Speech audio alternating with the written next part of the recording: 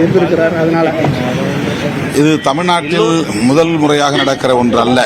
முத்தமிழறிஞர் கலைஞர் அவர்கள் முதல்வராக இருந்த காலத்தில் தளபதி ஸ்டாலின் அவர்களை துணை முதலமைச்சராக நியமனம் செய்தார்.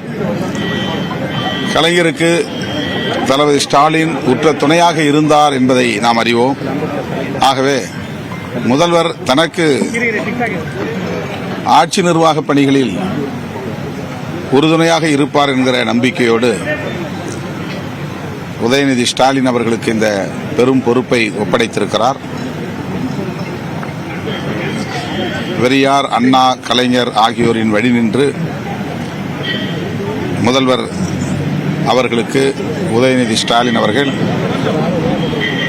எல்லா வகையிலும் ஒத்துழைப்பாக இருப்பார் என்று நான் நம்புகிறேன். அவருக்கு என்னுடைய வாழ்த்துக்கள். கூட்டணிக்கு இந்த அளவுக்கு பலமா இருக்கும், அது உங்களுடைய கூட்டணிக்கு இது எவ்வளவு பலமா இருக்கும்? இந்தியா லெவல்லையும் ஓகே, இங்க தமிழ்நாட்டு லெவல்லையும் கேட்கிறேன். அடுத்து இன்னும் ஒரு 18 மாதத்துல சட்டப்பேரவை எலெக்ஷனை சந்திக்கிறீங்க.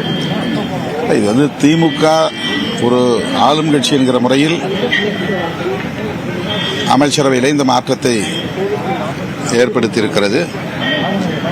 இது திமுகவின் முழுமையான சுதந்திரம், திமுகவுக்குள்ள அதிகாரம். இதில் கூட்டணி கட்சிகளுக்கு மகிழ்ச்சிதான். இதை வரவேற்கிறோம். வேறொன்றும் இதிலே கருத்து சொல்வதற்கு இல்லை.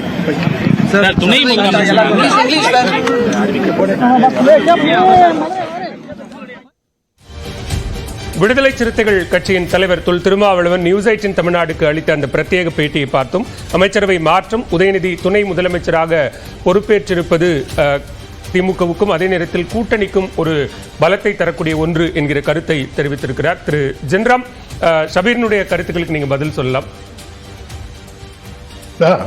குடும்ப அரசியல் அல்லது உதயநிதியை சீக்கிரமாக எலிவேட் பண்றது அப்படிங்கறத தானே அவர் சொல்றாரு. அது ஒரு அணுகுமுறை, அவர் சொல்றது ஒரு அணுகுமுறை. ஆனா அப்படி அந்த அணுகுமுறை யுனிவர்சல் ட்ரூத்தாக இருக்கணும்னு அவசியம் இல்லை. திமுகவுக்கு எது நன்மை பயக்கும்ங்கிறத அந்த கட்சி முடிவு செய்யுது. அமைச்சரவைக்குள்ள யாரை துணை முதலமைச்சராக்குவது அப்படிங்கிற முடிவை முதலமைச்சருடைய தனி உரிமையின் காரணமாக, பிரிராகேட்டிவ் காரணமாக அவர் எடுக்கிறாரு.